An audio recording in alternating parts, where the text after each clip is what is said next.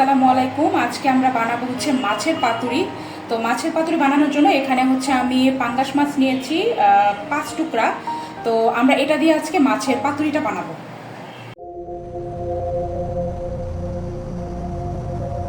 আচ্ছা, মাছটাকে আমরা একটু লেবু আর হচ্ছে লবণ দিয়ে মেরিনেট করে রাখবো, যেন একটা বাজে গন্ধ যদি থাকে ওইটা যেন চলে যায়। তো আমি হচ্ছে হাফ চা চামচের মতো লবণ আর হচ্ছে 2 চা চামচের মতো লেবুর রস দিয়ে দিব মাছের উপরে।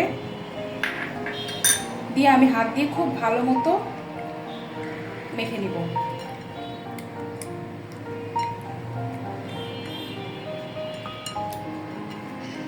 এটা আমি 3-4 মিনিটের মতো রেখে দিব।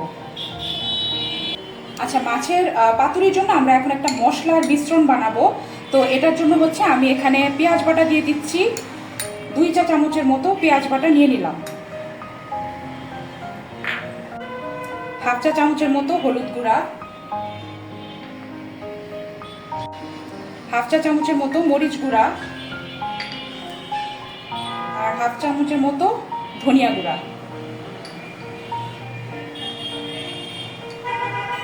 হাফ চামচের মতো কাঁচামরিচ বাটা,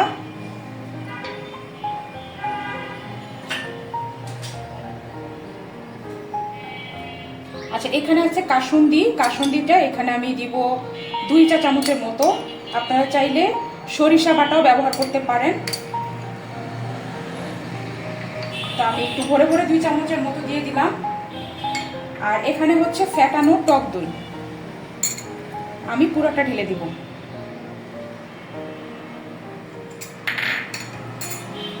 আমি হাফ চা চামচের মতো লবণ দিয়ে এটাকে ভালো মতো হাত দিয়ে মাখিয়ে নিব মশলাটা।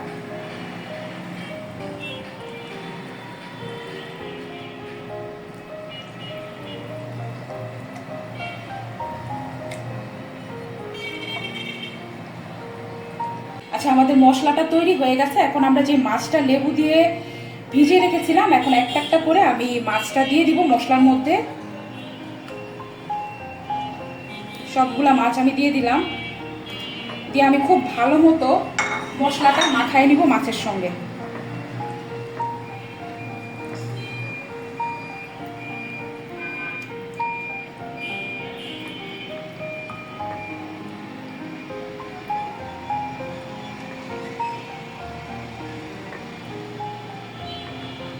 আমরা এটা রেখে দিব 10 মিনিটের জন্য, যেন মশলাটা মাছের মধ্যে খুব ভালো মতো ঢুকে যায়।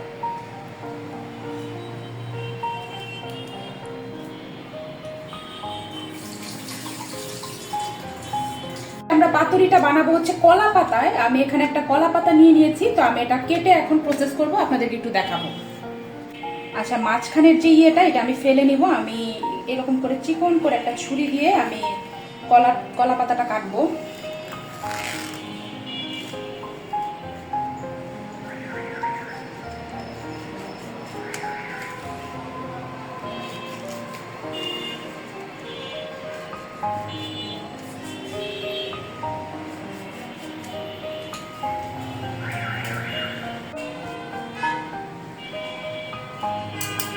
আচ্ছা, আমরা এরকম সাইজ করে এক একটা পাতা এই যে এরকম করে কেটে নিব।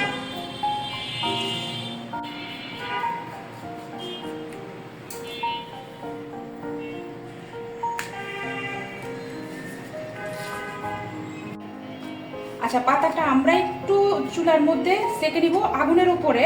এতে পাতাটা একটু সফট হবে আর আমাদের যে পাতুরিটা ওটা বানানো ইজি হবে।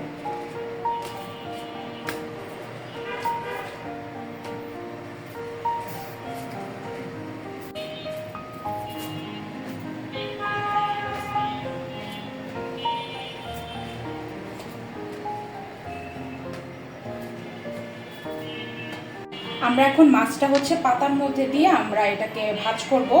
তা আমি দেখাই কিভাবে করতে হয়। আমি প্রথমে একটা পাতা নিয়ে নিলাম, পাতার মাঝখানে আমি মাছটা দিব। তারপর হচ্ছে আমি এখানে কিছু মশলা দিয়ে দিব। মশলা দিয়ে আপনারা মাছটা কাভার করে নেবেন। পাতাটা সুন্দর করে ভাজ করে দিব।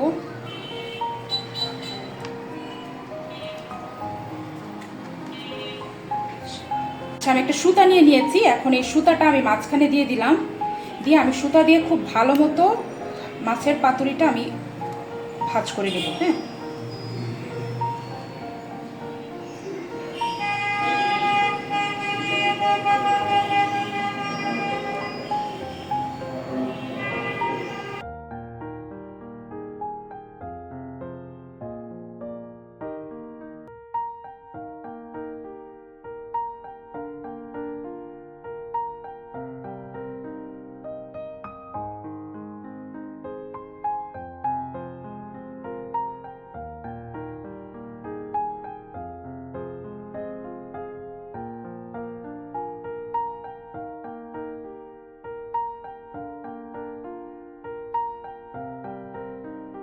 আমরা সবগুলা পাতুরি এভাবে বেঁধে নিয়েছি সুতা দিয়ে। এখন আমরা এটা ভাজবো।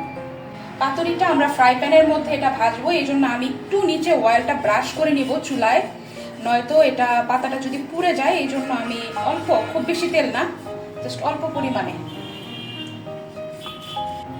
আমি একটা একটা করে দিয়ে দিচ্ছি।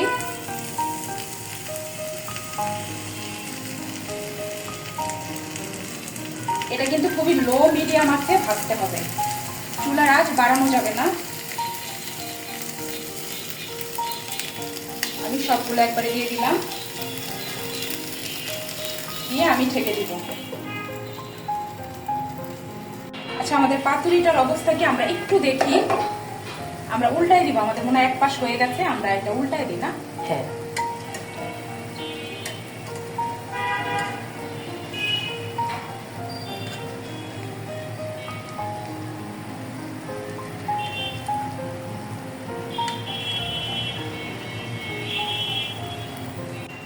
আচ্ছা, আমাদের এক পাশ উল্টানো হয়ে গেছে, তো আমরা 5 মিনিটের জন্য আবার একটু ঢেকে দিব।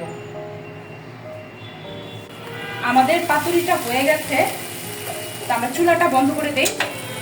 এটা আমরা এখন উঠাই নিব।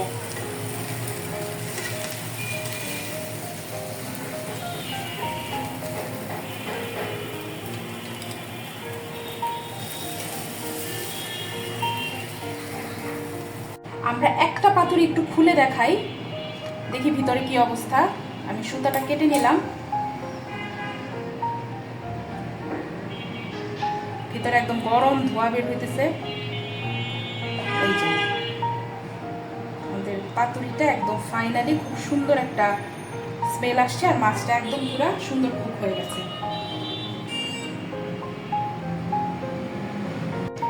মাছটা কি অবস্থা আমি একটু দেখি। এই যে একদম পুরা সফট হয়ে সেদ্ধ হয়ে ভেতরটা খুব সুন্দর একটা টেক্সচার আসছে। এই যে